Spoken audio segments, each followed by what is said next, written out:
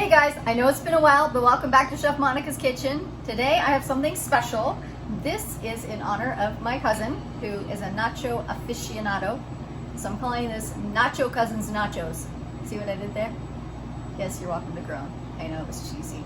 And it's going to be even cheesier when I add the cheese onto the nachos. So there's that. Okay.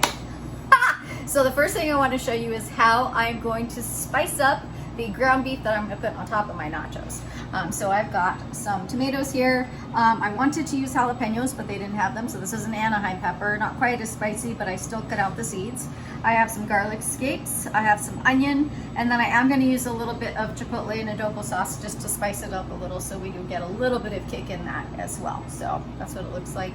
Smoked jalapenos and adobo sauce.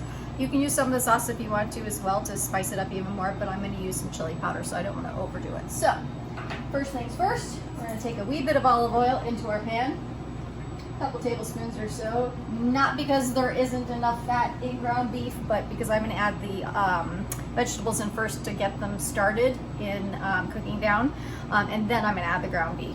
For reference, need some heat over there. well, first I'm going to put this in and then we'll add heat. Oh. As I'm doing that, I'm just going to throw everything in the pan here. I am using a grass-fed ground beef, which tends to be a little bit leaner than typical ground beef. You can use whatever you find. 80-20 is really the nicest ground beef in general, just because it does have a little bit of fat in there. But I also am trying to support locally grown grass-fed, so This was available in 80-20. I bought this, which was like an 85-15 is Right. like usually the next one down. Yeah, so. that's what I bought on purpose, just for my own health. Your own health, because we're gonna offset that health benefit with lots of cheese. Right. Okay. So I chopped up those chipotles. We're gonna add all that in there. I'm gonna put this over the heat and wash my hands, and then I'll check back with you in just a moment. So as you can see, I've got this on a sort of a medium heat. I'm not looking here to caramelize this. I actually want to get it on a slightly higher heat to start browning it a little. Almost like the idea of making a fajita, only not quite as high a heat. Give this a second here. I'm going to go ahead and add in the ground beef, and then I'm going to start layering in some flavors. This will just take a second here to mash in. A little upper body workout. And push, and push, and lift, and there we go. That was my aerobics for the day. You're gonna need to do a second set of 10. That ground I beef know. ain't quite ready yet. Nacho aerobics. Nacho aerobics? Nacho aerobics. I really make myself laugh all the time. I should have my brain checked out. Okay, so we'll let that there for a second. I'm going to go ahead and season with some fresh cracked pepper. I'm going to be fairly aggressive on seasoning this because I want there to be a boatload of flavor. And then a pinch of salt. Make sure I get it all over the veggies and the meat so that it starts to draw the moisture out of the veggies, and of course adequately season the meat. Chili powder, quite a bit. I want the smoke and I want the spice. We're going to do about a teaspoon or so of chili powder. It's a spicy one.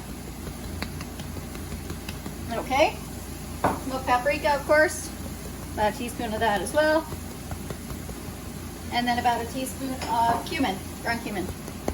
We can get it out of here. That's always the most frustrating one. Then I'm also going to add a little black beans to this, partly just to boost the protein content, partly because I just love black beans, and it's my party, so I'm going to bean if I want to. And then I want to add some citrus to this. If you can get fresh limes, that's awesome. I would use just some freshly squeezed limes. Limes are not readily available and they're pretty expensive right now, so I'm just going to use a little bit of lemon juice.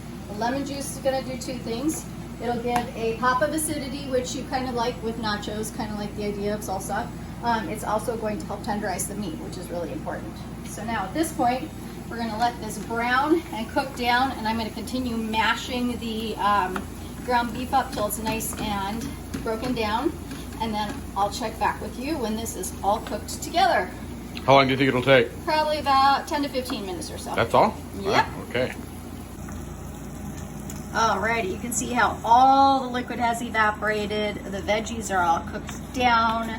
The meat is all broken up. The beans are all throughout the mixture. It smells like Mexico in a bowl or in a pan. So we're gonna set this aside, and then I'll show you how to assemble the full Nacho Spectacular in just a moment. Alrighty, time to assemble these bad boys. So I have some organic blue tortilla chips here, and I've topped them with shredded Mexican cheese blend.